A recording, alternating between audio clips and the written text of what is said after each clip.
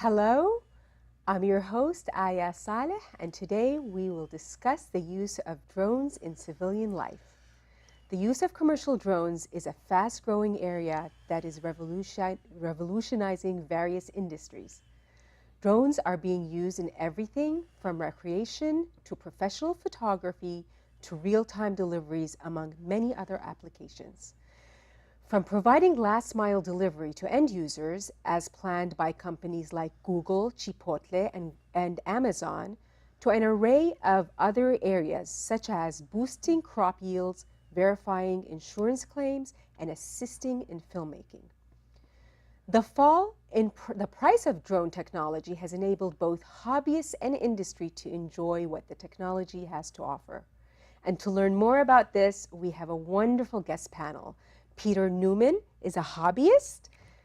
Beth Charlesworth, who has been following the regulatory news on drones, and Doug Kreitz, a professional videographer. Welcome to our distinguished panel. Hello. Thank you. Thank you. Thank you. Peter, Yeah. you brought some toys for us. I brought my toys. Tell us about them. I've always been interested in flying toys. So something like 10, 12 years ago, my wife bought me a stocking stuffer at Christmas. And we couldn't get that thing off the ground no matter how much we charged the batteries. But technology moves on. A couple of years later, we try again, and flies around living beautifully. It's only 2-axis. Then another year comes by, you get 3-axis, and I brought this one. This is a 4-axis model helicopter. 4-axis being up, down, it'll rotate, and then you can send it in any direction in a circle. It has some features that are similar to the real thing. This is a flybar. You used to see these on older helicopters. When the rotor's spinning, this will stay in a stable plane, and so you get a disturbance, and it actually applies correction to the upper rotors here. The lower rotors can also be rotated, but that's through the use of the control column here. This one is counter-rotating. Two rotors that go the opposite way. That means it's very, very stable. There's no imbalance there. It will just hang in the sky, very gentle, very nice beginner sort of thing to fly around the kitchen. How high does it go? It goes all the way up to the ceiling. My 4-year-old grandson proved that. But we've got it going again. And it's still going. It's quite a few, about 5 years old this is now. It still goes. Quite a lot of technology in there. It does need to sense the magnetic field so that it knows where up and where down is, so it can provide correction. The trouble with counter-rotating blades, you can't turn around that quickly, and that's also true of the larger ones. The quadcopter is really very similar to this, except it's got 4 blades, and you turn the thing round by varying the speed on the diagonal, so you don't get a really positive rate of yaw on that. To get really responsive, you go to something like this. This is 5-axis, so the additional axis is that you can actually change the pitch of the rotor blade. So rather than speeding the rotors up to get lift, you just put the pitch in very responsive. It also means that you can put negative pitch on there. So you can blow and you can suck. And so if you want to do tricks, you can actually turn one of these things upside down and suck yourself upwards. Oh, wow. Rather than the right way up and blow yourself upwards. Nowhere near so advanced yet, and I'm sure I'd get myself through 3 or 4 of those things before I even anywhere near. A lot of fun. It gives you a sense of direct control because the controller is actually turning the surfaces here. There is microprocessor correction, so little blast of wind will be corrected internally there. But when you're offering control, you're controlling the surface. Where the bigger quadcopters, you're suggesting what you'd like happen to a microprocessor, and it's consulting the satellites in the sky, and it's thinking about things, the magnetic field as well, probably. So you're not in as much, you don't get the same feeling as directly controlled. But then, of course, it's grown up. You're doing professional things with it. Can you show us one of those? Can I get it up? Probably. It has suffered quite a lot in its life. You need to give it a second or so for it to figure out where the magnetic field is. Once it lights up, there we go. It knows where up is, knows where down is. There you go. How fun. Usually we don't have the problem of having all these lights. So you're not staring into the lights in order to... There you go. All right, let me bring it slowly towards us. There you go. How about that? Beautiful. A lot of fun. That is wonderful. These small toys are quite sophisticated. They are very sophisticated. This one flies inside, doesn't have the power to fly outside. That one inside is far too restrictive for this. It goes really, really fast, really, really quickly. In fact, the backyard isn't quite big enough for that one. Well, thank you very much, Peter, for this fun Pleasure. demonstration. And now let us talk to Doug Kreitz about professional videography. I'm very curious about how you do your work with the use of drone. You brought a drone with you? I did. I did. This is the quadcopter, or the drone, and it's made by DJI. This is a Phantom 2, which is 2 years old. They now are making the Phantom 4, which technologically is a lot more advanced than this one. It has things like avoidance controls. If you go up against a wall, it will stop that. This is controlled by satellites, as Peter was saying. Once it's found the satellites, it will just hover. If I don't do anything with the controller, which is this device, it will just hover. It also has the capability, if it runs out of battery, to fly home. It will actually fly where it started without my controlling it at all, which is very, very handy, so you don't lose your drone. Do you mind if I turn it on? Yes, please, go ahead.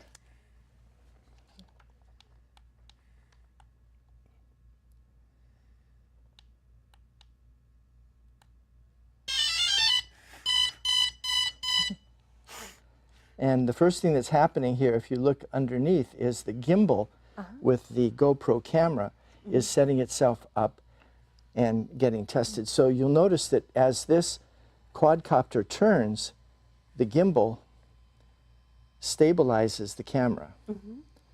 So as I'm going up or down, it will actually do that. And then I have a control on the bottom here that will actually allow me to shoot video straight down or forward. Oh, wonderful. And you have used this in your work already in several items. Correct. You brought a video with you. We would love to see this video. And could you tell us a little bit more about it? You bet. So this is a video of some real estate. And the whole idea here is to use what's called a crane effect, or a crane shot effect. You'd have to hire a very expensive crane with a camera on it in order to get this, but I was able to do it simply using the drone. So getting the type of crane shot, this next shot is going to be what's called a trucking shot, which is going sideways to the activity. And this can be used a lot in real estate. This is a dolly shot going down the street in the neighborhood. So you can see it's incredibly versatile in its ability to get around and do various angles and shots for me. Beautiful, great work. Thank you. I love that. I Thank you. love that drones are helping reduce the barriers to entry in creating high quality films and footage. And that is a beautiful demonstration. Thank you very much, Doug. Could you please tell me a little bit more about the enthusiast community and how they are coordinating with authorities in terms of dispersing information regarding regulations and so forth? Well, there's a lot of information out there about regulations for drones. I think it's important to differentiate between hobbyists and people who want to use it professionally. So the FAA has been doing rulemaking for the last couple of years, and as Beth will tell us, just recently we've had a breakthrough on getting certified for doing commercial drone photography. But in general, the hobbyists are encouraged to do this safely. They need to know what the rules are and know that they're not to interfere with activities, legal activities of law enforcement or anything like that. But in general, there is one organization, which is the Academy for Model Aeronautics, the AMA, which is very, very good at advocating for hobbyists as well as people who want to do professional, and have had a big role in rulemaking and have helped the FAA do that. Plus they give notifications on new technology and all of that.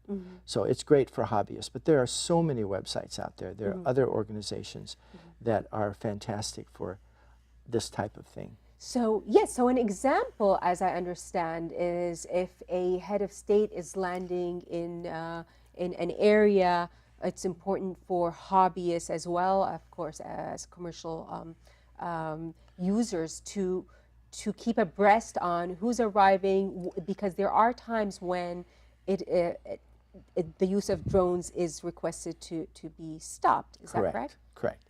Peter could continue to fly his drone in his living room. In my living room, yes. But yes, the AMA actually sends out notifications saying that there is a period where absolutely no private aircraft and anything like an unmanned vehicle like this can be flown for sometimes 24 or 48 hours because the president or some other head of state is here. And so people who are in general aviation are well aware of this rule, but now, because I'm a member of AMA, I actually get an email saying, by the way, if you had a shoot planned for this 24-hour period, forget about it, because there's no way you can be anywhere near having this outside. I see, wonderful. And so tell me a little bit more. How long ago, so this is a 2-year-old drone. Yes. Is that your first use in drone technology? Yes, this was my introduction into this. And actually, I have to say, what I paid for this is what Beth just paid for a brand new Phantom 4, which has a lot more technology. So the price is stable, but actually the technology is growing tremendously. It's growing very fast, and it's amazing what you can do with that. So I understand the newer version has a built-in camera in it, or is that optional? It has a built-in camera that comes with it. Yes. It has a much, the original Phantom 2 that had a built-in camera actually did not have good stabilization. It did not have as good a gimbal as this. And the newest one apparently is just rock steady. Wonderful. And thank you so very much, Doug, for this great presentation. I'm fascinated by how the quality of the footage, truly. It was really produces incredible work. Thanks so much. Beth, let us turn to you, and can you tell us about the regulatory environment? What are the most significant items on the new regulations? Okay, I'd be happy to. But I want to qualify this first, that this is my personal understanding of the regulations. The regulatory authority is the Federal Aviation Administration. And to get the full panoply of the regulations, people should go to their website, faa.gov. The new regulations came into effect August 29th, so it hasn't even been a month. And this makes it much easier for people to operate drone businesses, because before these regulations, to operate commercially, you had to have an aircraft pilot's license, and that's no longer true. Now, to operate a drone like this commercially, a drone up to 55 pounds, you need to be at least 16, you need to be checked out by the TSA, and you need to pass a test. And I understand it's a 60-question multiple choice test. I spent last week at the Interdrone conference and learned about this and other things. And people there who had taken the test said that it was much harder than they anticipated, and that the hardest areas were learning to read and interpret and make decisions based on aeronautical charts and understanding the meteorology affecting drones. But people now can make appointments since August 29. Costs $150 to take the test. If you fail, you can take it again. And that's how people are getting into the business now. Oh, how fascinating. And so what are the difference in legal requirements between a hobbyist drone and a commercial drone? Okay, well, they are quite different. The commercial drone, as I said, to be the operator, you have to pass the test, and this applies to drones up to 55 pounds, which certainly includes that, which is about, what, two and a half pounds? 2.5. So a hobbyist, if you have a drone that is at least, I think, 0.55 pounds, and Peter tells me these are smaller than that. Much smaller. But if you have a drone that's at least that weight, even if you're operating it for fun, you have to register it with the FAA online. I think it's only about $5 to do that. And they give you a number that you have to put on all drones that you operate that is unique to you, so that if something happens, they know who to come to. Wonderful. So it is important to stay on top of the regulations and see what changes happen.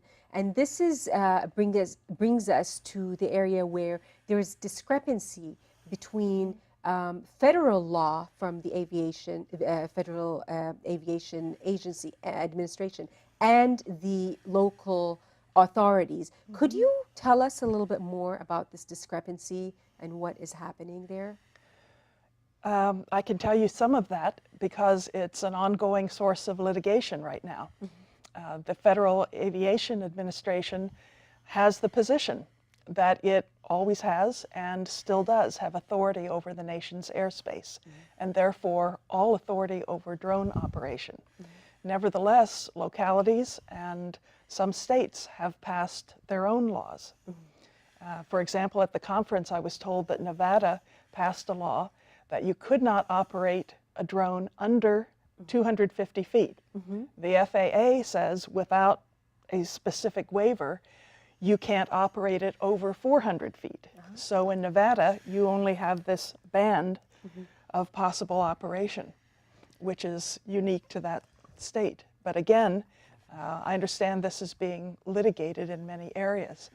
The advice we were given was to research carefully all the regulations, municipal, state, federal, when you fly commercially, and to make copies of them, take them with you, because police, neighbors, onlookers often do not know at all what the law is, and you may have to educate with the actual documents.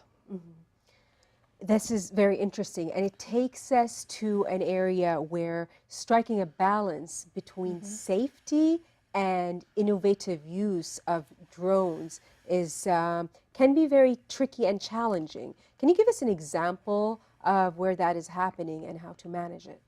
Well, I could give you one example I heard of about where that happened and problems were created, and that was after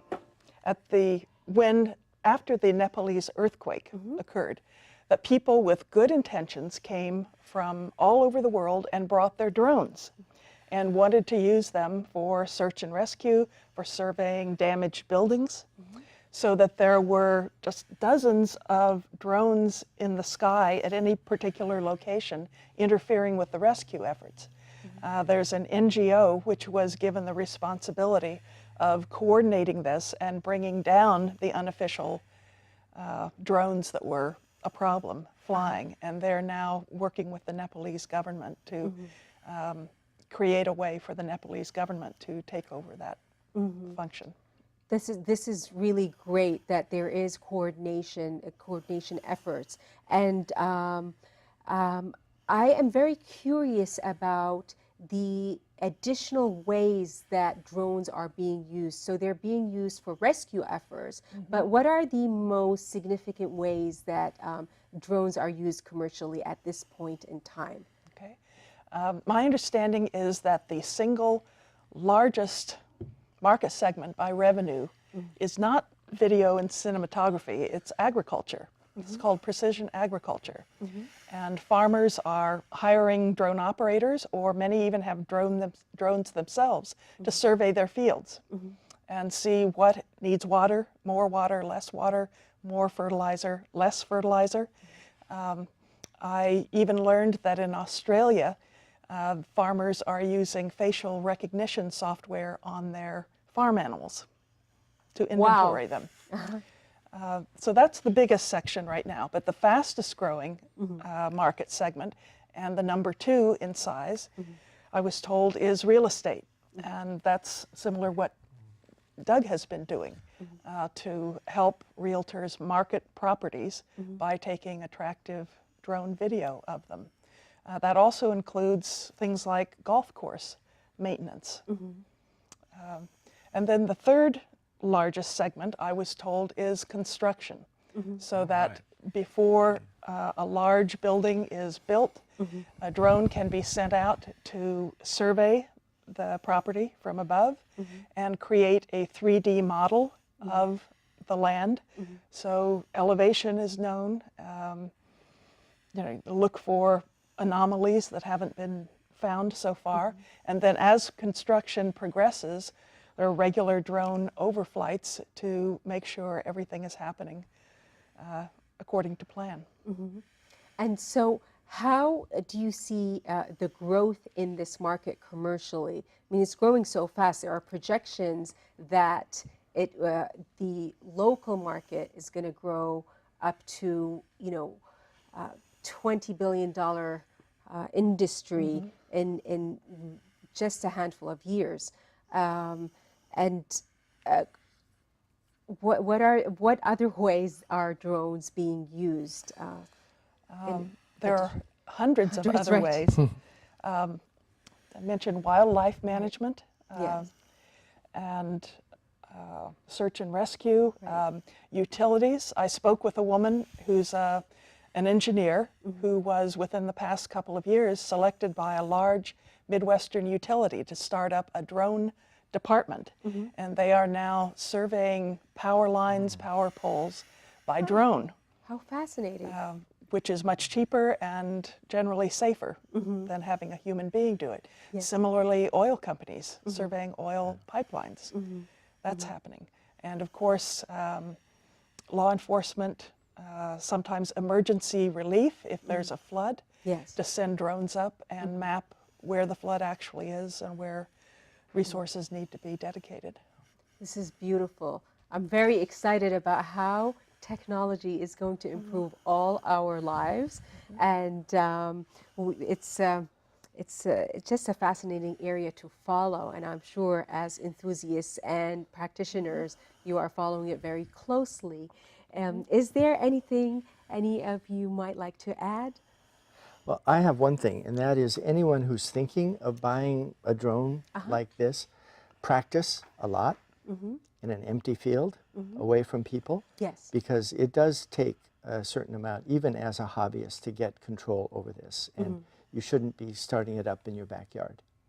Okay, wonderful. Keep that in mind, dear viewers. And a million thanks to all of you, our distinguished panel. We are about to wrap up our show. The drone laws and regulations are constantly changing, and this is something that we are trying to keep up with and keep up to date with, because we need to balance between safety and creative use. So please remember that go out there and have fun with the drones, but stay safe, and thanks a lot. See you next time. That'd be fun to fly. Man, send me around the park. Whoa.